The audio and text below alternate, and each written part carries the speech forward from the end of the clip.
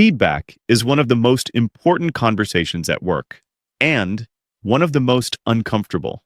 Today, I'm giving you 10 phrases for both sides, how to give feedback that lands and how to receive it well. Most people either give feedback that sounds too harsh or soften it so much it means nothing. Today, we fix that. 5 expressions for giving feedback, 5 for receiving it. I'm Mark, and this is English with Mark. New episode, let's get into it.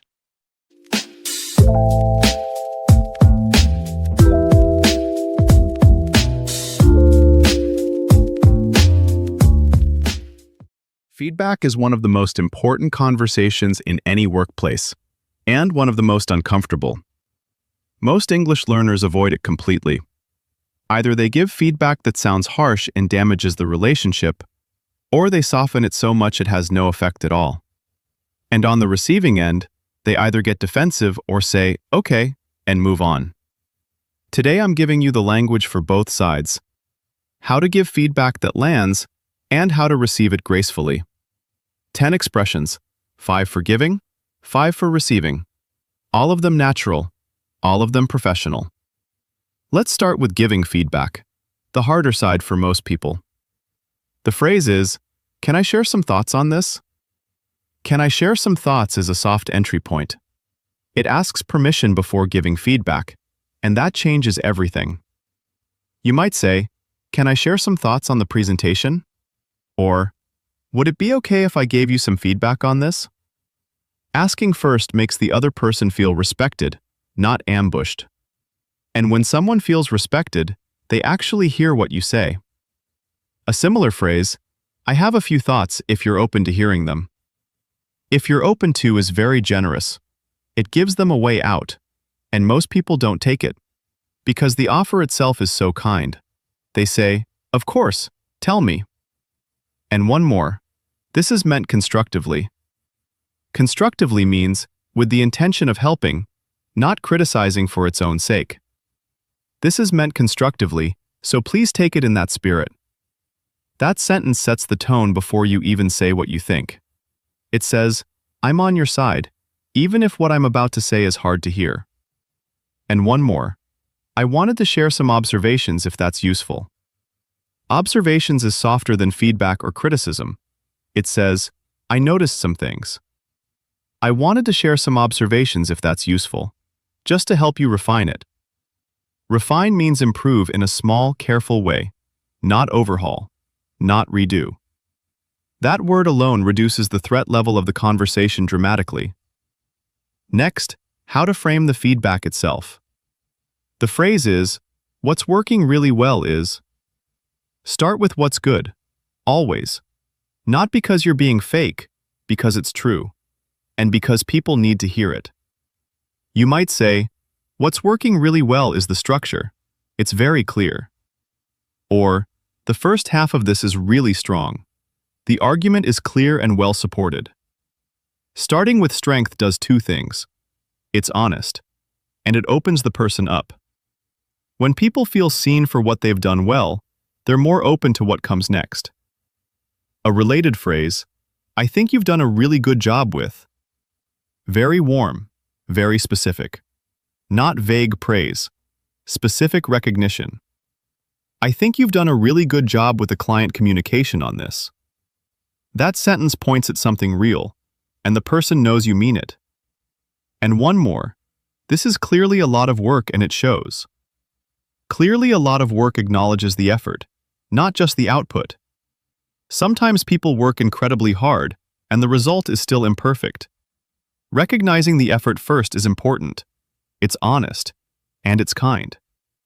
This is clearly a lot of work and it shows. I have a couple of thoughts to share. That sentence is warm, honest, and leads naturally into what comes next.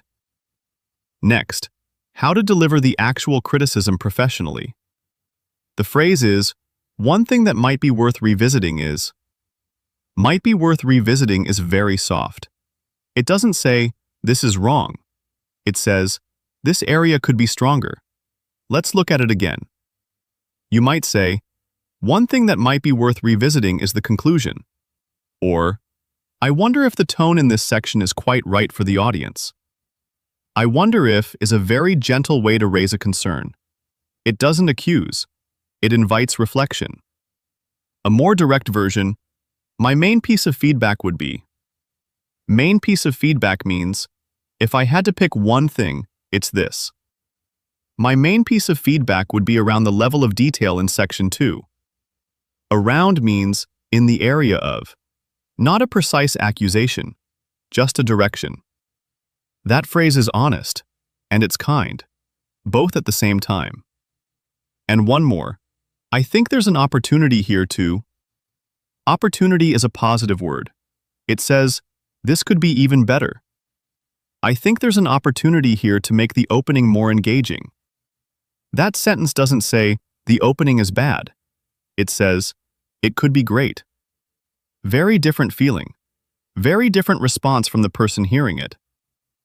And one more. Have you considered? Have you considered is a question, not a statement, not an instruction. Have you considered adding a summary at the end for clarity? That question is collaborative. It says, this is your work. I'm just adjusting. It gives the person ownership, and people act on feedback they feel they own. The best feedback I ever received came from a manager who was very direct, but she always started with what I'd done well, and she framed criticism as opportunity. I never felt attacked. I felt coached. That's the difference. Same information, different frame, completely different effect. Next, how to close a feedback conversation well. The phrase is, overall, I think this is in really good shape.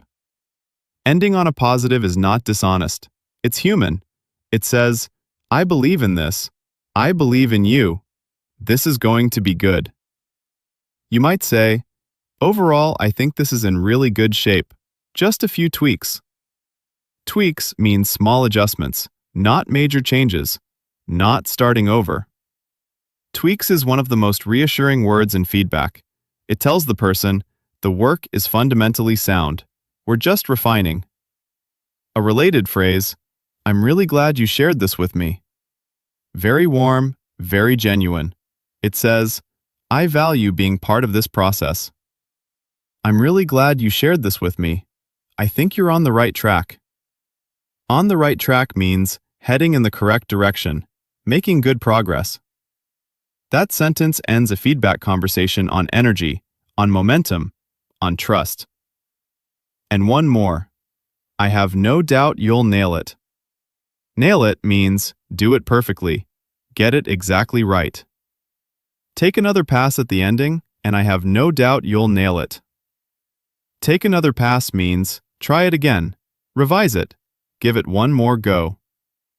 That sentence is encouraging and specific at the same time. Hard to beat. Now let's go to the other side, receiving feedback. The phrase is, thank you for taking the time to share this. Your first response to feedback should almost always be gratitude, not defense, not explanation. Gratitude.